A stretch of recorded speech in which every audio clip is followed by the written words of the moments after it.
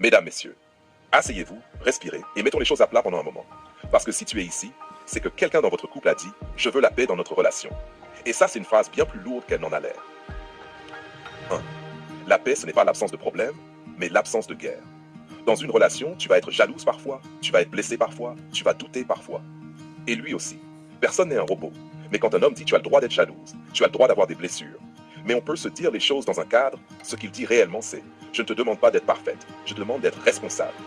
Responsable de tes émotions, responsable de ta manière de les exprimer, responsable de l'énergie que tu amènes dans la relation. Parce qu'un couple peut survivre à la colère, à la jalousie, aux peurs, mais un couple ne survit pas à la guerre constante.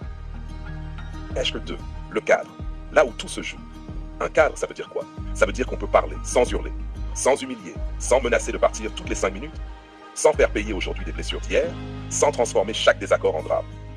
Le cadre, c'est la structure qui permet au couple de fonctionner. C'est comme une maison. Tu peux avoir des jours de pluie, des jours de tempête, mais si la structure est solide, la maison tient. Une relation sans cadre, c'est une maison sans fondation. Tu touches à un sujet sensible et tout s'écroule.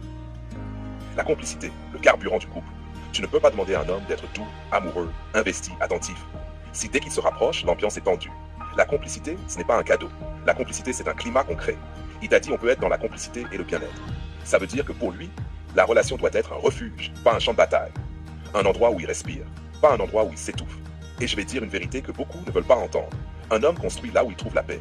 Un homme s'éloigne là où il trouve la guerre. Tu veux qu'il s'investisse? Tu veux qu'il partage? Tu veux qu'il s'ouvre? Alors l'énergie doit être compatible avec l'ouverture. On ne peut pas demander de la tendresse dans un climat de tension. 4. La jalousie. Naturelle, mais pas destructrice. Être jalouse ne fait pas de toi une mauvaise partenaire. Ça fait de toi un humain. Mais la jalousie devient un problème quand elle devient un mode de communication. Il t'a dit tu as le droit d'être jalouse. Parce qu'il reconnaît ton émotion. Il ne la minimise pas. Il ne la ridiculise pas. Mais il a ajouté tu as le droit, mais dans un cadre. Pourquoi? Parce que si la jalousie s'exprime dans le chaos, elle devient une arme. Si elle s'exprime dans la clarté, elle devient une demande. Tu vois la différence? Avec cette fille, je ne te fais pas confiance. Quand tu parles avec elle, j'ai une insécurité qui remonte. J'ai besoin que tu me rassures parce que je tiens à toi. Le cadre transforme le conflit en connexion. 5. La blessure. Elle n'est pas un passeport pour la guerre. Tes blessures, ton passé, tes traumas, ce sont des éléments réels, mais ils n'ont pas le droit de gouverner le présent. Tu peux être blessé, tu peux le dire, tu peux demander de l'aide, tu peux demander du soutien, mais tu ne peux pas imposer le chaos, punir l'autre pour ce que quelqu'un d'autre t'a fait, exiger qu'il devine tes besoins, attaquer au lieu de partager, saboter la relation par anticipation. La blessure explique, mais elle n'excuse pas tout. Un couple, ce n'est pas une clinique où l'autre doit te guérir. Un couple, c'est un partenariat où chacun travaille sur soi pour ne pas détruire l'autre. H6. La guerre, le poison silencieux.